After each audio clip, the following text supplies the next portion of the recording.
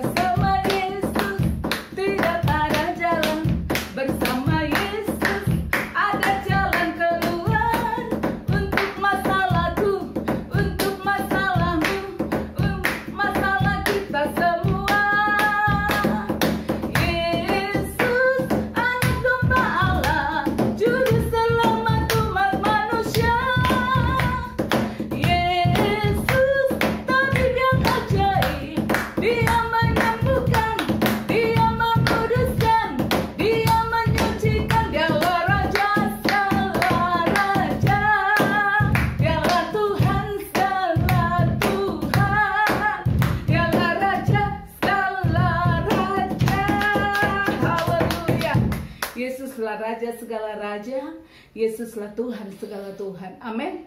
Haleluya. Dan kita menyembah Tuhan bahwa Dia adalah roh adanya. Barang siapa menyembah Dia harus menyembah dalam roh dan kebenaran. Kita menyembah Dia, saudaraku, karena Allah itu adalah roh adanya. Biarlah Roh Kudus hadir di dalam penyembahan kita.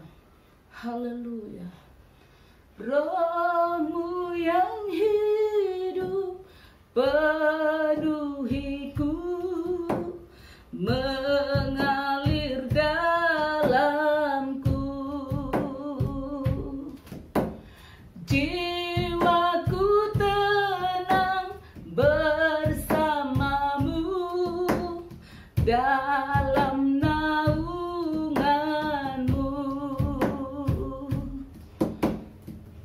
ku buka hati untuk jamahan-Mu.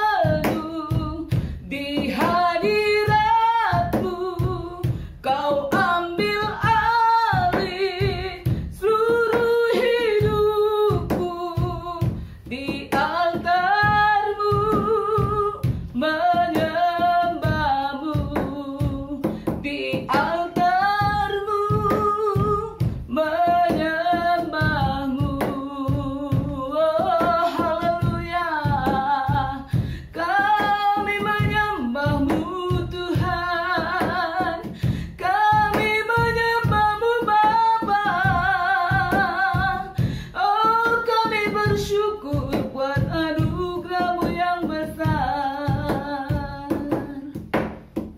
Haleluya. Kita mengucapkan doa Bapa kami. Bapa kami yang di surga, dikuduskanlah nama-Mu, datanglah kerajaan-Mu, jadilah kehendak-Mu di bumi seperti di surga.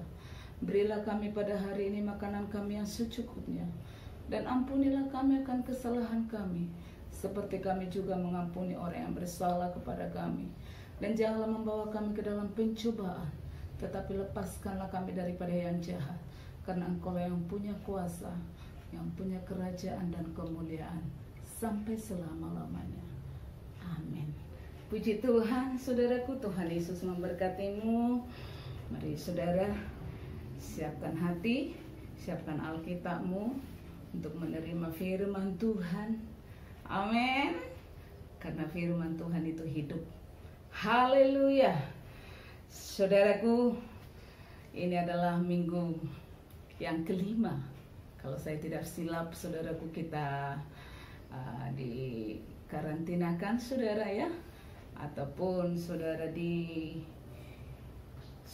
to stay di rumah 6 minggu, saudara ya. Ini minggu ke-6 ya. Puji Tuhan, kita bersyukur kita masih boleh hidup, masih boleh bernafas tentunya. Amin.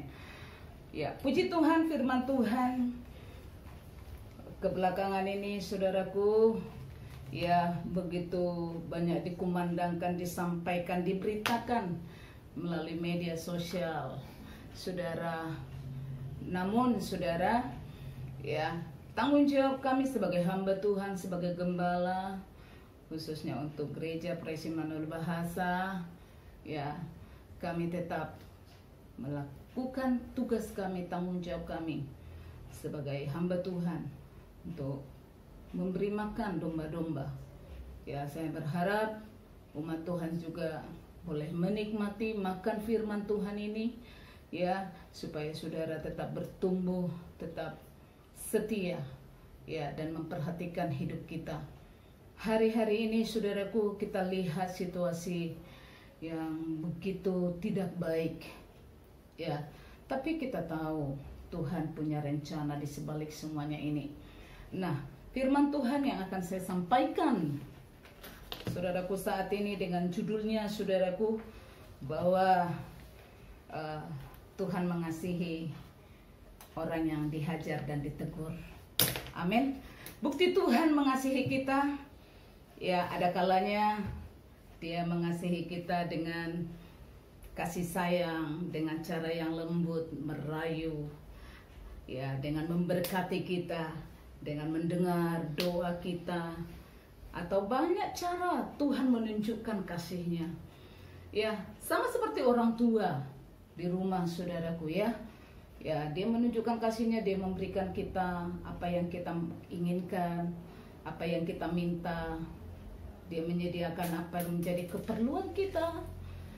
Tetapi ada kalanya orang tua kita juga, kalau kita melakukan kesalahan, Dia tegur, diajari, ataupun kalau sudah saudaraku di tahap yang level yang saudaraku memang sudah tak boleh lagi diberitahu dengan kata-kata tidak boleh, itu namanya dihajar. Nah, hari ini saudaraku, tajuk firman Tuhan yang saya sampaikan, hajaran dan teguran adalah bukti kasih Tuhan. Amin.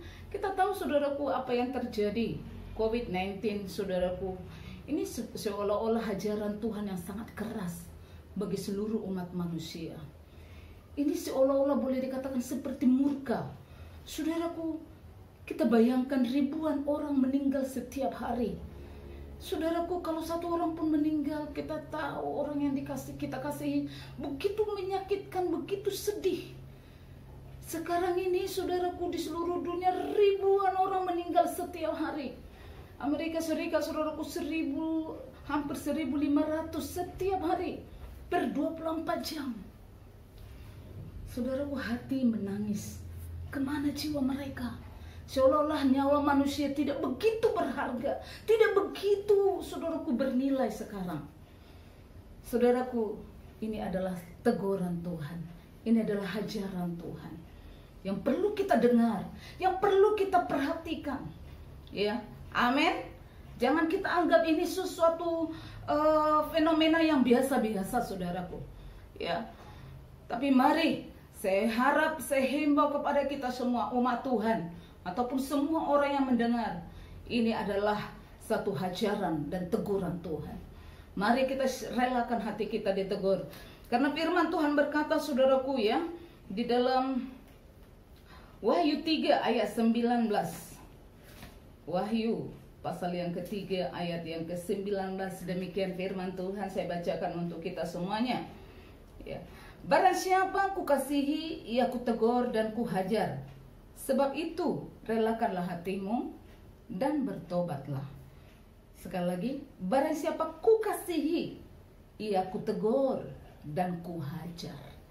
Ya, saudaraku, ya mungkin kita tidak mengalami virus itu ya, tapi kita mengalami impactnya. Ya, ekonomi, tidak bekerja, disuruh stay di rumah, saudaraku. Ya, kita mengalami impactnya, saudara. Efek daripada virus itu merupakan satu ajaran, satu teguran. Berminggu-minggu kita tidak boleh datang ke gereja, memuji Tuhan, menyembah Tuhan. Berminggu-minggu kita tidak boleh melakukan aktiviti kita, hobi kita, saudaraku. Ya, itu adalah satu teguran, satu ajaran, saudaraku. Ya, kenapa harus terjadi? Kenapa ini diizinkan berlaku? Supaya kita, karena kita sedang dihajar, kita sedang ditegur. Ya, orang tua akan menghajar dengan rotan mungkin. Firman Tuhan berkata, saudaraku, dalam kitab Amsal, hajarlah anakmu kalau dia melakukan kesalahan, supaya dia tidak menjadi terhilang. Ya, orang tua yang menyayangi anaknya pasti dihajar. Hajar dengan rotan. Ya, rotanlah anakmu supaya dia tidak terhilang, supaya dia tidak tersesat, kata firman Tuhan dalam kitab Amsal. Nah, firman Tuhan berkata dalam kitab Wahyu tadi, hajar. Anak yang kukasihi, kuhajar dan kutegur. Amin. Ya, dalam kitab Ibrani lagi. Ibrani pasal yang ke-12. Ya, haleluya. Ini hajaran dan teguran ini tidak enak, ya. Semua orang tidak suka. Tetapi kalau sudah, saudaraku, ya, harus itu cara satu-satunya membuat kita selamat. Kalau mau selamat ya, kalau mau ke neraka, kalau mau hidupnya hancur, saudaraku, ya, janganlah mau terima hajaran ini. Tetapi kalau mau berselamat, kalau mau dipulihkan Tuhan, kalau mau dibangkitkan Tuhan, mari saudaraku, terima hajaran, terima teguran. Ya, di dalam kitab Ibrani pasal yang ke-12 ayat yang ke-6 hingga 9, firman Tuhan berkata, karena Tuhan menghajar orang yang dikasihinya, dan ia menyesal orang yang diakuinya sebagai anak. Jika kamu harus menanggung ganjaran Allah, sekali lagi, jika kamu harus menanggung ganjaran, Allah memperlakukan kamu seperti anak. Di manakah terdapat anak yang tidak dihajar oleh ayahnya? Nah, saudaraku, jadi anak yang disayangi Tuhan itu dihajar. Amin.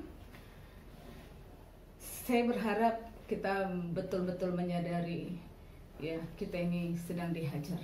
Saya pribadi juga, kita ini sedang ditegur Tuhan dengan begitu keras, saudaraku. Kalau kita sudah, sebab itu dikatakan relakanlah hatimu dan bertobatlah. Kenapa? Perlu kesadaran, perlu menyadari situasi ini, bahwa memang kita sedang dihajar oleh Tuhan. Supaya hidup kita diselamatkan, supaya hidup kita dilepaskan dari murka yang lebih parah, yang lebih teruk di hari yang akan datang. Bahkan saudaraku, mungkin itu menjejaskan keselamatan jiwa kita. Ya. Jadi saudara, mari kita siap dihajar. Amin, saudaraku. Ya, firman Tuhan berkata, anak yang kukasihi akan dihajar, dan ia menyesal orang yang diakuinya sebagai anak, saudara. Ya, jadi kalau kita ini betul-betul anak Tuhan, harus siap dihajar. Amin. Ya, kalau kita nggak mau dihajar, saudaraku, kita dikatakan anak gampang, anak sembarang.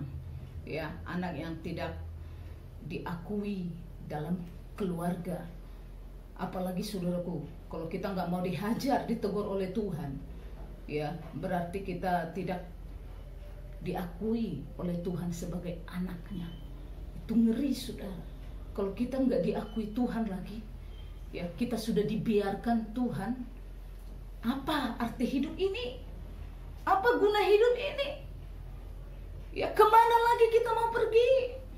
Daud berkata ketika ditegur Tuhan, ketika dia berdosa, firman Tuhan menuliskan dalam kitab Mazmur, Daud mengatakan, Tuhan, kemana lagi aku pergi? Jangan ambil rohmu daripadaku. Daud menyadari, saudaraku, ya, kalau dia sudah ditinggalkan Tuhan, roh Tuhan sudah meninggalkan dia, hidup ini tidak ada apa-apanya. Hidup ini zero. Ya, hidup ini bagaikan sampah yang hanya, saudaraku, dibuang lalu dibakar. Nah, saudaraku, relakan hati kita ditegur. Amin.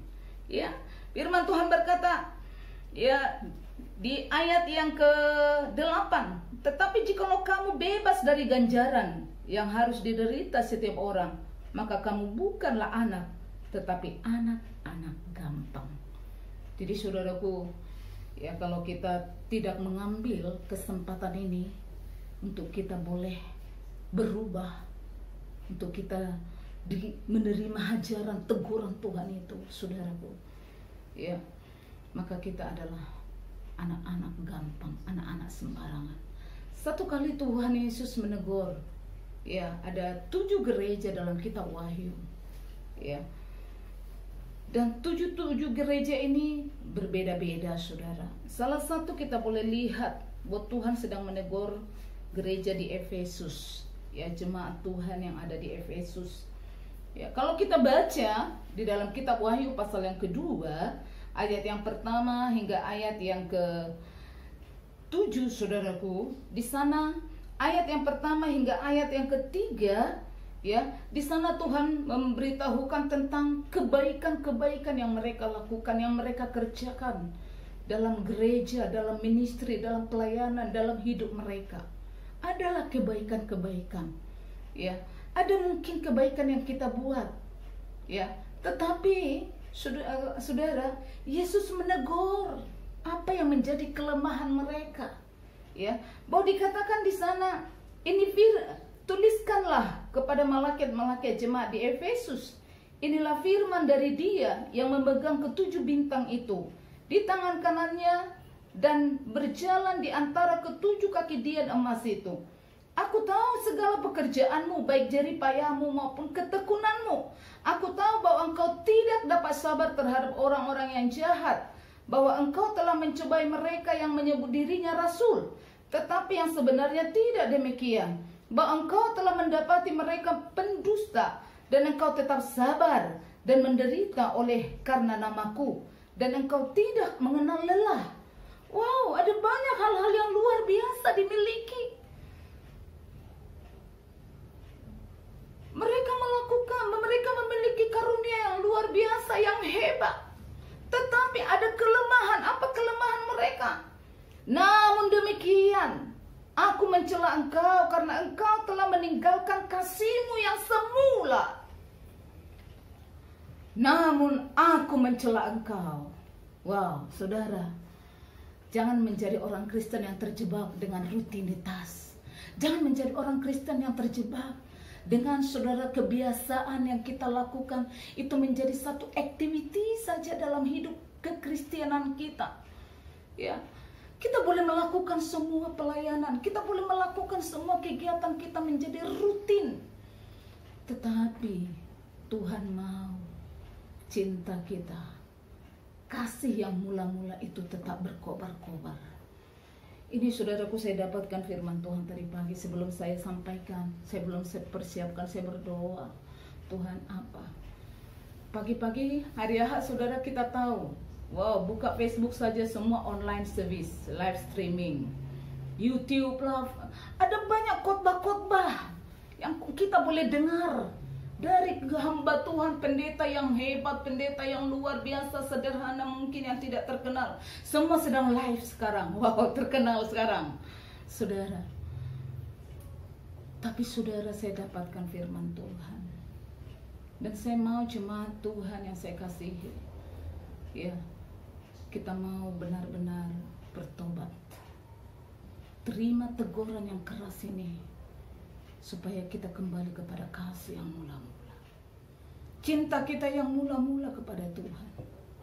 Tuhan mau cinta pertama kita, cinta kita yang pertama kepada Dia, bahwa apapun yang kita lakukan, bahwa karena kita didasari oleh karena cinta kepada Dia. Kita berdoa, kita membaca firman Tuhan, kita melakukan pekerjaan kita, kita melayani karena didasari cinta kita yang begitu kuat kepada Tuhan Yesus. Itu yang Tuhan mau. Boleh saja jemaat di Efesus tadi memang hebat dalam karunia. Mereka boleh saudaraku menghadapi penyesat-penyesat. Akhir zaman ada banyak penyesat-penyesat. Mereka berani, mereka bersabar dalam penderitaan. Apakah mereka melakukannya tanpa kasih? Boleh saja ada kasih, tapi kasih yang mula-mula itu, kasih yang begitu kuat, cinta yang begitu kuat kepada Yesus, hubungan yang kuat kepada Yesus, itu yang Tuhan mau. Tuhan tidak mau cinta kita berkurang sedikit pun dari Dia. Amin. Tuhan tidak mau cinta kita beralih. Sebab itu Dia berkata, Dia adalah Allah yang cemburu. Dia adalah Allah yang cemburu. Sebab itu berkata, aku mencela engkau karena engkau telah meninggalkan kasih-Mu yang semula. Kemana cinta kita? Apakah sudah mulai beralih ke dunia? Apakah sudah mulai beralih kepada seseorang? Atau sudah beralih kepada saudaraku, kepada diri sendiri? Kemana cinta kita? Apakah masih nomor 1 Yesus? Saudaraku, namun aku mencela engkau karena engkau telah meninggalkan kasih-Mu yang semula. Sebab itu, ingatlah betapa dalamnya engkau telah jatuh. Bertobatlah dan lakukanlah lagi apa yang semula engkau lakukan. Wow. Bertobatlah dan lakukanlah semula apa yang engkau lakukan. Bagaimana kita dulu setelah kita lahir baru? Apa yang kita lakukan? Kita begitu rindu bersekutu dengan Tuhan. Kita begitu rindu ke gereja. Saya dulu baru-baru lahir baru, saudaraku, menunggu hari Ahad itu, saudaraku, seperti, aduh lamanya. Seperti 1 tahun. Tunggu hari Ahad, hari Minggu itu. Tunggu ke gereja, tunggu sel grup bila, ya, tunggu ada kebaktian doa bila ada. Saudaraku, bagaimana dengan keadaan rohani kita sekarang? Apakah kita sudah merasa, jangan-jangan saudaraku sudah biasa nanti 6 minggu tidak ke gereja? Kalau firman Tuhan tidak bekerja dalam hatimu, jangan kau biasakan pula 2 bulan tidak ke gereja sudah biasa-biasa. Ini dalam tahap yang bahaya. Ini dalam tahap yang bahaya sekali. Bertobatlah dan lakukanlah semula apa yang kau lakukan pada waktu engkau hidup baru, pada waktu engkau mengenal Yesus. Bagaimana engkau berdoa, bagaimana engkau merindukan Tuhan, bagaimana engkau membaca firman Tuhan sampai menangis. Mungkin Tuhan mau, Tuhan tegur jemaat di Efesus. Amin. Haleluya kepada kita semua. Sebab itu diizinkan ini wabah COVID ini, saudara. Betul-betul seperti kita mau dizerokan Tuhan sepertinya. Ya. Supaya kembali manusia zero. Supaya mereka bertobat. Karena Tuhan mengasihi umatnya. Amin. Tuhan mengasihi saya dan saudara. Dia tidak mau, saudaraku. Karena kedatangannya yang begitu dekat. Tuhan tidak mau, saudaraku, gerejanya banyak tertinggal. Sebab itu diizinkannya. Amin. Tetapi pilihan tetap ada pada kita. Sebab itu firman Tuhan berkata dalam Keluaran pasal yang ke-30. Aku memperhadapkan kepadamu pilihan. Kematian atau kehidupan. Tapi aku berkata kepadamu, pada hari ini, pilihlah kehidupan. Pilihlah untuk bertobat. Pilihlah untuk menerima hajaran ini. Walau itu sakit. Firman Tuhan berkata, saudaraku, dalam Ibrani pasal yang ketiga. Ibrani pasal yang ketiga. Ketika engkau dengar firman Tuhan ini, mari jangan keraskan hatimu. Ibrani pasal yang ketiga, ayatnya yang ke-15 dan 16. Firman Tuhan berkata, tetapi apabila pernah dikatakan pada hari ini, jika kamu mendengar suaranya, janganlah keraskan hatimu seperti dalam kegeraman. Ya, sekali lagi, tetapi apabila pernah dikatakan pada hari ini, jika kamu mendengar suaranya, janganlah keraskan hatimu seperti dalam kegeraman. Siapakah mereka yang membangkitkan amarah Allah sekalipun mereka mendengar suaranya? Jangan bangkitkan amarah Tuhan. Bagaimana saudaraku membangkitkan amarah Tuhan? Apabila suara Tuhan sudah datang, teguran sudah datang, mari dengar dan bertobatlah. Tapi apabila suara Tuhan sudah datang tidak mau dengar, maka disitulah kemarahan Tuhan akan bangkit. Disitulah murka Tuhan akan lebih datang, saudaraku, lebih parah. Akan datang dicurahkan ke bumi. Bahkan atas hidup kita, kalau kita tidak bertobat, kalau kita tidak mau berubah. Sebab itu firman Tuhan berkata, jangan keraskan hatimu. Amin. Jangan keraskan hati. Ya, rahasia untuk saudaraku mau. Firman Tuhan berkata, bagaimana caranya? Dikatakan dalam Wahyu tadi, relakan hatimu dan bertobatlah. Relakan hati kita untuk ditegur Tuhan. Amin. Ya, relakan untuk siap berubah. Mengakui, Tuhan, aku telah meninggalkan kasihku yang semula selama ini. Aku mau bertobat, aku mau melakukan seperti apa yang dahulu aku lakukan. Aku mau bangkit, Tuhan. Memang terlalu sakit apa yang kami lalui sekarang ini. Terima teguran itu dan mau bertobat. Amin, saudaraku. Pastilah dipulihkan Tuhan. Pasti dibangkitkan Tuhan kembali. Bukan segala, belum semua hilang, saudara. Ya, karena bukti Yesus mengasihi kita, firman Tuhan ini masih datang kepada kita. Kalau Tuhan tidak mengasihi kita lagi, firman Tuhan tidak datang menegur kita. Firman Tuhan tidak datang untuk menghajar kita, saudaraku. Ya, tapi saudaraku, Tuhan masih mengasihi kita. Diizinkannya melalui COVID-19. Tuhan sedang menghajar dunia, saya dan saudara. Tuhan sedang menegur kita supaya kita berubah dan kita betul-betul mempersiapkan diri untuk menyambut kedatangan Tuhan yang kedua kali. Amin. Ya, karena kedatangannya sudah sangat terlalu dekat, saudaraku. Hidup kita hanya menumpang di dunia ini. Ya, firman Tuhan berkata dalam kitab 1 Petrus bahwa kita adalah perantau dan pendatang. Tujuan kita adalah surga yang kekal. Amin, saudara. Puji Tuhan, sampai di sini firman Tuhan. Biarlah kita mau, saudaraku, bertobat.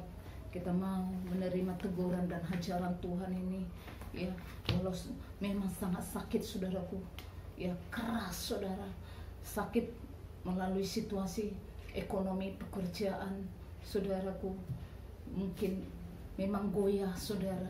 Dan kita harus bertobat, meninggalkan semua apa yang sudah menjadi habitat kita, kebiasaan yang tidak baik, saudaraku, kita harus lepaskan. Itu nggak enak bagi daging, tapi kita harus relakan, saudara, untuk kita boleh kembali kepada kasih kita yang mula-mula kepada Tuhan. Karena Tuhan itu adalah Tuhan yang cemburu. Tuhan mau cinta kita kepada Dia semakin hari semakin dalam, semakin kuat. Kita bersyukur kepada Tuhan. Haleluya. Bapa, terima kasih untuk firman.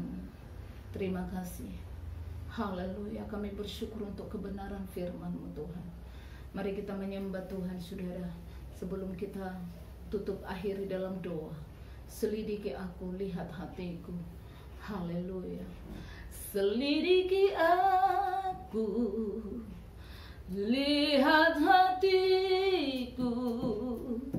Apakah ku sungguh mengasihimu, Yesus? Kau yang Maha tahu dan menilai hidupku. Tak ada yang tersembunyi bagimu. Selidiki aku, lihat hatiku. Apakah ku sungguh mengasihimu, Yesus? Kau yang Maha tahu dan menilai hidupku. Tak ada yang tersembunyi bagimu. Setelah ku lihat kebaikan-Mu yang tak pernah habis di hidupku, ku berjuang sampai akhirnya Kau dapati aku tetap setia. Bapa, selidikilah hati kami. Kami siap, kami relakan hati kami untuk ditegur oleh firman-Mu. Kami kembali kepada kasih kami yang mula-mula. Kami bersyukur buat firman-Mu, Tuhan. Terima kasih Bapa. Kami mengingat hari ini adalah hari minggu pertama di bulan Mei. Setiap minggu pertama kami terima perjamuan kudus. Tuhan, kami mengingat korban-Mu di kayu salib. Darah-Mu yang begitu mahal tercurah untuk menyucikan kami. Kami junjung korban-Mu di kayu salib. Terima kasih buat semua kemurahan, kebaikan-Mu Bapa. Terima kasih. Kami berdoa Tuhan untuk Malaysia, lindungi terus Malaysia. Berkati negara ini. Berkati ekonomi, pulihkan Tuhan. Pulihkan gereja Tuhan, bangkitlah. Bahkan semua bangsa-bangsa Tuhan, suku, kaum dan bahasa yang ada Tuhan di seluruh dunia. Berkati mereka. Mereka yang terkorban COVID-19, Tuhan selamatkan mereka, sembuhkan, beri kesempatan kehidupan bagi mereka. Supaya mereka mengenal-Mu Tuhan. Supaya mereka kembali kepada jalan-Mu yang benar. Biarlah bangsa-bangsa berbalik kepada Tuhan. Terima kasih buat anugerah yang besar. Berkati Tuhan, pulihkan gereja Tuhan. Pulihkan semua suku-suku dan kaum bahasa. Terima kasih Bapakku, haleluya. Kami bersyukur khususnya gereja Praise Emmanuel Assembly, mulai senior pastor kami, Pastor Robert Pandia dan keluarga, dan seluruh pastor jemaat Tamil dan Tuhan bahasa. Engkau berkati, Tuhan membela semua keluarga-keluarga. Tuhan berkati semua jemaat-jemaat Tuhan yang bekerja, yang sudah boleh bekerja. Tuhan berkati yang belum bekerja atau hilang pekerjaan. Tuhan beri buka jalan. Yang ekonominya, bisnisnya jatuh saat ini, bangkitkan kembali, pulihkan kembali. Haleluya, terima kasih, kami bersyukur kepada Bapa. Di dalam nama Yesus kami akhiri ibadah ini dengan sukacita. Biarlah berkat dan penyertaan Tuhan turun atas seluruh umat Tuhan. Anugerah dan keselamatan daripada Yesus Kristus, kasih setia, kasih sayang dari Bapa Surgawi, persekutuan yang manis, yang intim bersama Roh Kudus menyertai kita semua. Di dalam nama Yesus, haleluya, Amin. Pujilah Tuhan, hai jiwaku. Pujilah namanya yang kudus, hai segenap batinku. Pujilah Tuhan, hai jiwaku. Dan janganlah lupakan segala kebaikannya. Haleluya. Amin. Puji Tuhan, saudara. Bersyukurlah kepada Tuhan untuk berkat-berkat Tuhan, berkat rohani, firman Tuhan, hadirat Tuhan, penyertaan Tuhan. Amin. Ya, bagi saudaraku yang mau memberikan persembahannya atau persepuluhannya, terus masuk kirim ke account gereja Praise Immanuel Assembly yang pernah saya hantar, ya, public bank saudaraku, atas nama Praise Immanuel Assembly. Lakukan bagian kita, apa yang harus kita lakukan untuk Tuhan, apa yang harus kita lakukan kepada manusia. Amin, saudara. Tuhan Yesus memberkati. Shalom.